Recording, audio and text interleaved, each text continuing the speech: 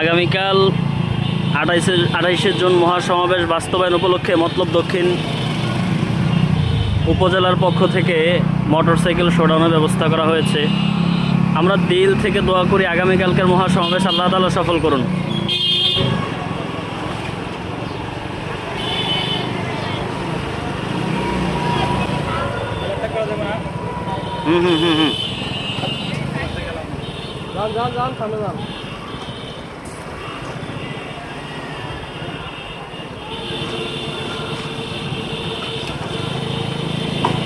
ভাই সামনে যান।